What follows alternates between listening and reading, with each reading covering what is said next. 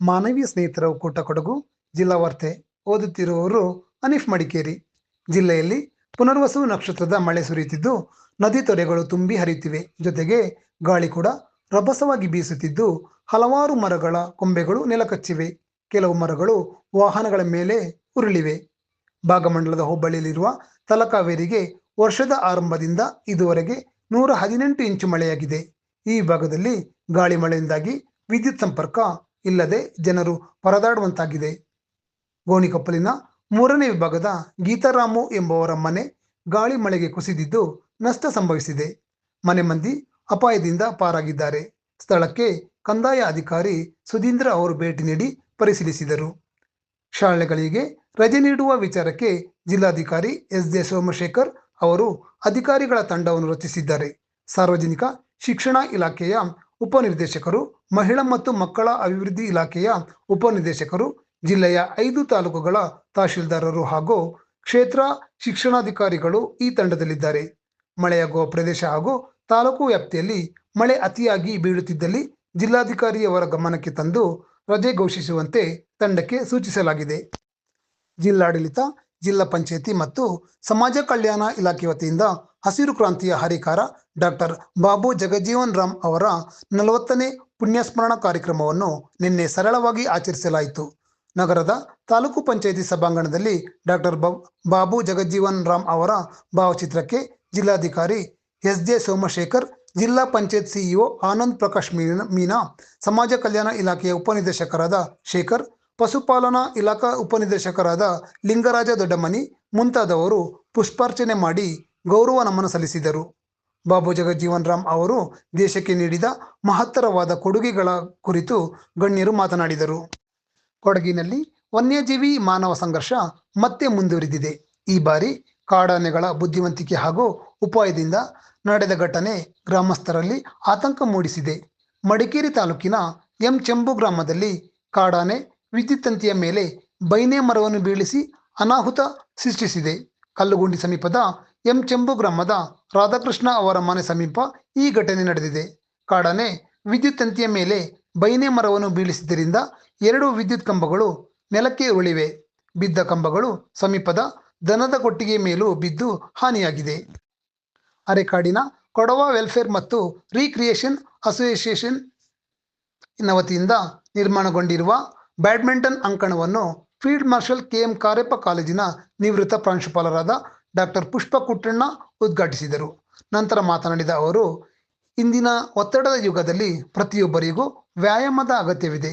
ದೇಹ ಮತ್ತು ಮನಸ್ಸಿನ ಆರೋಗ್ಯದ ವೃದ್ಧಿಗೆ ಕ್ರೀಡಾಕೂಟಗಳು ಹೆಚ್ಚು ಸಹಕಾರಿಯಾಗಿದೆ. ನೂತನ ಬ್ಯಾಡ್ಮಿಂಟನ್ ಅಂಕಣವನ್ನು ಎಲ್ಲರೂ ಸದುಪಯೋಗ ಪಡಿಸಿಕೊಂಡು ಕ್ರೀಡೆಗೆ ಉತ್ತೇಜನ ನೀಡುವಂತೆ ಕರೆ ನೀಡಿದರು. ಮುಖ್ಯ ಅತಿಥಿಗಳಾಗಿ ಪಾಲ್ಗೊಂಡು ಮಾತನಾಡಿದ ಮಡಿಕೇರಿ ಶಾಸಕ ಡಾಕ್ಟರ್ ಮಂತರಗೌಡ ಅವರು, ಇಂದು ನಾವು ಬಿಡುವಿಲ್ಲದ ಜೀವನಕ್ಕೆ ಹೋಗಿದ್ದೇವೆ. ಆರೋಗ್ಯದ ಬಗ್ಗೆ ಕಾಳಜಿ ವಹಿಸಲು ಕೂಡ ಸಮಯವಿಲ್ಲದಾಗಿದೆ. ಪ್ರತಿಯೊಬ್ಬರ ಯಶಸ್ವಿನ ಗುಟ್ಟು ಆರೋಗ್ಯದಲ್ಲೇ ಅಡಗಿರುವುದರಿಂದ ಆರೋಗ್ಯವಂತ ಜೀವನಕ್ಕೆ ಆದ್ಯತೆ ನೀಡಬೇಕೆಂದು ಕಿವಿಮಾತು ಹೇಳಿದರು. ಕೊಡವ ವೆಲ್ಫೇರ್ ಮತ್ತು ರೀಕ್ರಿಯೇಷನ್ ಅಸೋಸಿಯೇಷನ್ನ ಅಧ್ಯಕ್ಷ ಕುಕ್ಕಿರ ಜಯಚಿನ್ನಪ್ಪ ಅವರು ಕಾರ್ಯಕ್ರಮದ ಅಧ್ಯಕ್ಷತೆ ವಹಿಸಿದರು.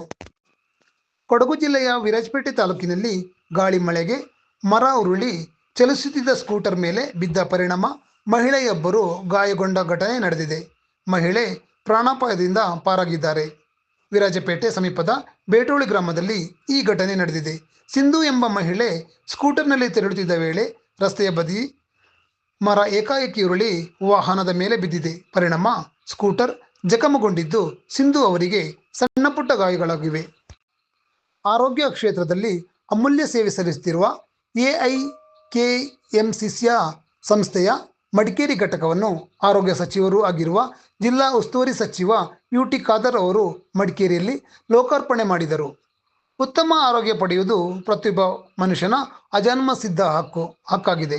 ವ್ಯಕ್ತಿ ಆರೋಗ್ಯವಂತನಾಗಿದ್ದರೆ ಮಾತ್ರ ಉತ್ತಮ ಸಮಾಜ ನಿರ್ಮಾಣ ಸಾಧ್ಯ. ಈ ನಿಟ್ಟಿನಲ್ಲಿ ಎಐಕೆಎಂಸಿಸಿ ಸಂಸ್ಥೆ ಉತ್ತಮವಾಗಿ ಕಾರ್ಯನಿರ್ವಹಿಸುತ್ತಿದ್ದು ಎಲ್ಲ ಸಂಘ ಸಂಸ್ಥೆಗಳು ಜನರ ಆರೋಗ್ಯದ ವಿಚಾರದಲ್ಲಿ ಕಾಳಜಿ ವಹಿಸಬೇಕು ಎಂದು ಸಚಿವರು ಕರೆ ನೀಡಿದರು.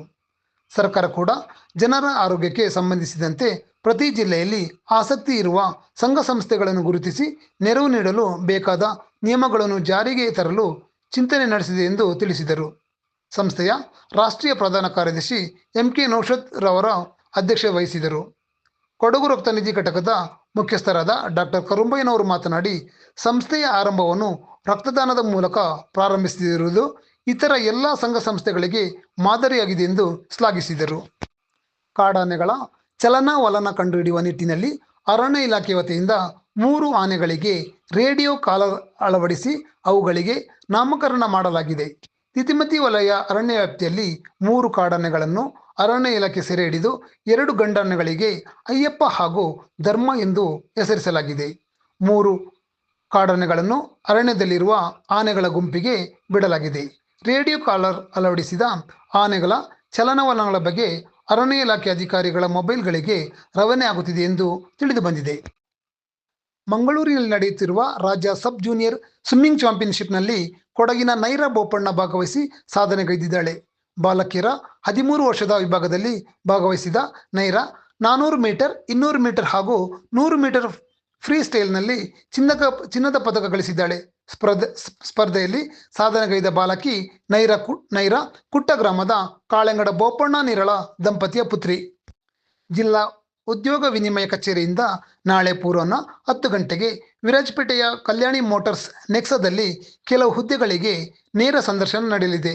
SSLC, PUC ಪದವಿ ಹಾಗೂ ಸ್ನಾತಕೋತ್ತರ ಪದವಿ ಹೊಂದಿರುವ ಅಭ್ಯರ್ಥಿಗಳು ಈ ಸಂದರ್ಶನದಲ್ಲಿ ಭಾಗವಹಿಸಿ ಉದ್ಯೋಗದ ನೆರವು ಪಡೆದುಕೊಳ್ಳಬಹುದು ಎಂದು ಪ್ರಕಟಣೆ ತಿಳಿಸಿದೆ. ಕೊಡಗು ಜಿಲ್ಲಾದ್ಯಂತ ವ್ಯಾಪಕ ಮಳೆಯಾಗುತ್ತಿರುವ ಹಿನ್ನೆಲೆಯಲ್ಲಿ ಜಿಲ್ಲೆಯ ಎಲ್ಲ ಅಂಗನವಾಡಿಗಳಿಗೆ, ಪ್ರಾಥಮಿಕ ಹಾಗೂ ಪ್ರೌಢಶಾಲೆಗಳಿಗೆ ಜಿಲ್ಲಾಧಿಕಾರಿಗಳು ನಾಳೆ ರಜೆ ಘೋಷಿಸಿದ್ದಾರೆ. ಇಲ್ಲಿಗೆ ಜಿಲ್ಲಾ ವಾರ್ತೆ ಮುಕ್ತಾಯವಾಯಿತು.